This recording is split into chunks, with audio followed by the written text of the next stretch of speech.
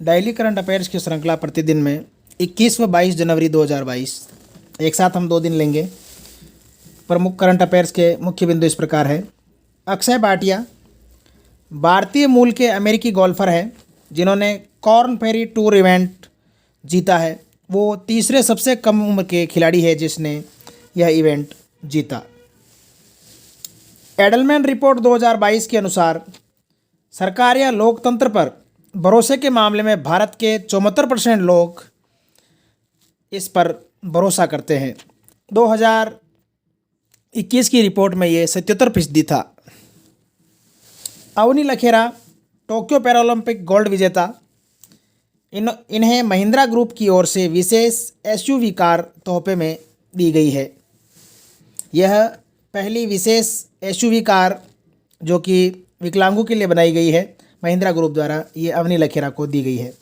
Red cross यह 1863 में gene Henry Dunant द्वारा स्थापित अंतर्राष्ट्रीय संस्थान है जिसका मुख्यालय जिनेवा स्विट्जरलैंड में है। यह संस्थान युद्ध, बीमारी और आपदा के समय लोगों की सहायता के लिए बनाया गया था। भारत में भारतीय रेड क्रॉस सोसाइटी की स्थापना 1920 में की गई। वर्तमान में यह चर्चा में है क्योंकि पहली बार रेड क्रॉस की साइट को हैकरों ने हैक कर लिया है, यानी पहली बार इस पर साइबर हमला हुआ है। 8 मई विश्व रेड क्रॉस दिवस मनाया जाता है। यह हेनरी का जन्मदिन है।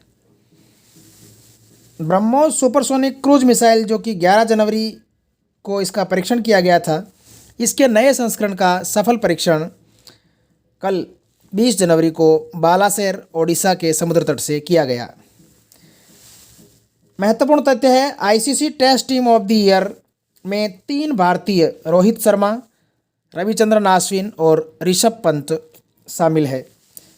इस टीम के कप्तान केन विलियमसन को बनाया गया है, जबकि आईसीसी की वनडे टीम में एक भी भारतीय खिलाड़ी नहीं है।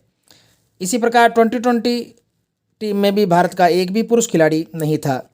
बाबर आजम 2020 की तरह वनडे के कप्तान बनाए गए हैं। महिला वनडे टीम में 2 भारतीय खिलाड़ी मिताली राज और झूलन गोस्वामी शामिल है।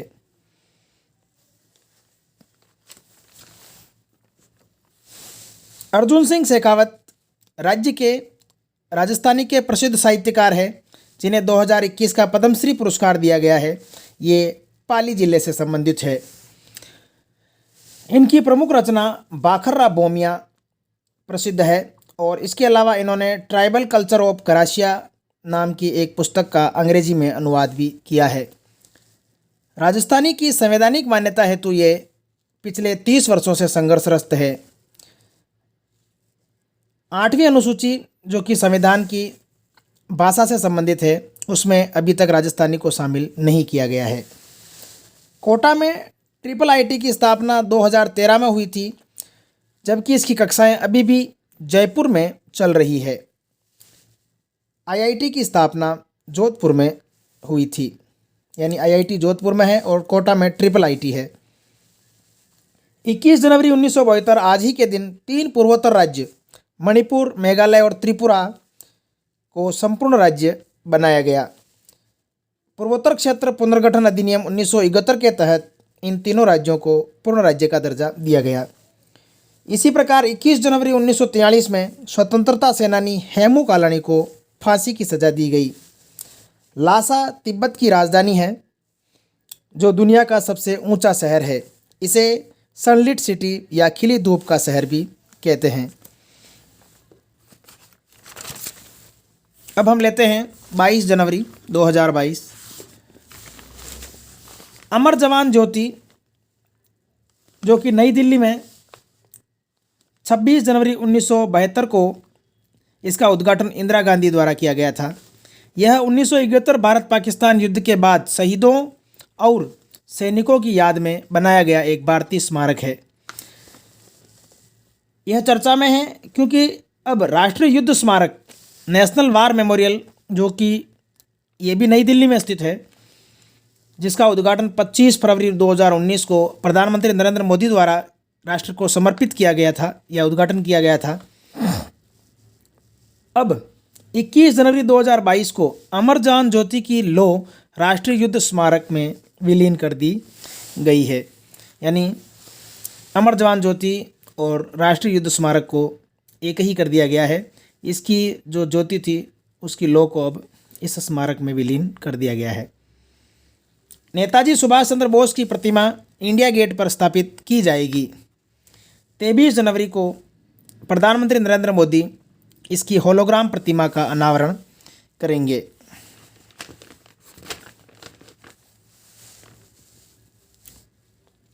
मैच फिक्सिंग भारतीय दंड संहिता की धारा 420 के तहत अपराध की श्रेणी में नहीं आता। कर्नाटक हाईकोर्ट ने केपीएल खिलाड़ियों के मामले में यह फैसला दिया और बीसीसीआई को अनुशासनात्मक कार्रवाई करने का निर्देश दिया, लेकिन एफआईआर दर्ज नहीं कराई जा सकती। एमजे रॉड्रिगुएज दुनिया की पहली ट्रांसजेंडर एक्ट्रेस है जिन्होंने गोल्डन ग्लोब अवार्ड्स जीता है। आरपीएससी की स्थापना 1949 में हुई। इसमें एक अध्यक्ष व 7 सदस्य होते हैं। यह एक संवैधानिक निकाय है। वर्तमान में राजस्थान के लोक सेवा आयोग के कार्यवाहक अध्यक्ष डॉक्टर शिव सिंह राठौड़ है, जिनका कार्यकाल 29 जनवरी को पूरा हो रहा है। उल्लेखनीय है कि 2 बार राजस्थान में यह आयोग बिना अध्यक्ष के चला है। 2017 में 90 दिन तक और 2018 में 82 दिन तक यह बिना अध्यक्ष के भी रहा। अरावली पर्वतमाला यह प्री कैम्ब्रियन काल में बनी थार मरुस्थल की प्राकृतिक ग्रीन वॉल कही जाती है। यानी थार के मरुस्थल को अन्य क्षेत्र पूरे प्रदेश की ओर बढ़ने से रोकने में यह अपना महत्वपूर्ण भूमिका अदा करती है। तो इसको थार मरुस्थल की प्राकृतिक ग्रीन वॉल कहा जाता है। यह अब वर्तमान में 42% ही पर्वतमाला बची है। 58% भूभाग का अन्य भू उपयोग हेतु बदला कर लिया गया है। यानी इस 42% ही पर्वतमाला बची है। 58% का भू उपयोग अन्य कार्यों के लिए किया जाने लगा है। सहारा मरुस्थल जो कि अफ्रीका में स्थित है, इसको भी रोकने के लिए कृत्रिम ग्रीन वॉल जो कि 11 देशों अफ्रीका महाद्वीप के 11 देश Burkina Faso, Chad, Djibouti, Eritrea, Mali, Mauritania, Niger, Nigeria, Senegal, Sudan, इनसे यह गुजरेगी। WHO के महानिदेशक टेड्रोस अधनॉम घेब्रेयेसस है। पुष्पा द राइज फिल्म के अभिनेता अल्लू अर्जुन है। भारत के अटॉर्नी जनरल के वेणुगोपाल है। ऑपरेशन सर्द हवा बीएसएफ का एक विशेष अलर्ट अभियान है जो कि गणतंत्र दिवस की मद्देनज़र 30 जनवरी तक चलेगा। यानी यहाँ सीमा पर सैनिकों की संख्या दुगुनी कर दी गई है। मॉरिशस के प्रधानमंत्री प्रविंद कुमार जगन्नाथ है। मॉरिशस में एक मेट्रो स्टेशन का नाम महात्मा गांधी के नाम पर रखा जाएगा। प्रवासी राजस्थानी नीति की तैयारी की जा रही है। इसका मसौदा सरकार ने जारी कर दिया। यह 5C पर आधारित है: कनेक्ट, कल्चर, कम्युनिटी, केयर और कंट्रीब्यूशन। राजस्थान फाउंडेशन को नोडल एजेंसी इस नीति के लिए बनाया जाएगा। प्रवासी राजस्थानी केंद्र जयपुर में स्थापित किया जाएगा। राजस्थान प्रवासी कार्ड जारी किया जाएगा। इसके अलावा इन कार्डधारियों को पर्यटन पैकेज दिया जाएगा। जाने अपना राजस्थान कार्यक्रम प्रवासियों के लिए चलाया जाएगा। मारा सातिड़ा कार्यक्रम चलाया जाएगा। इसके अलावा मारी आस्था कार्यक्रम भी चलाया जाएगा। और एक सरकार अपनी एक विशेष फ्लैगशिप स्कीम इस प्रवासियों से संबंधित मारी ढाणी चलाएगी। धन्यवाद।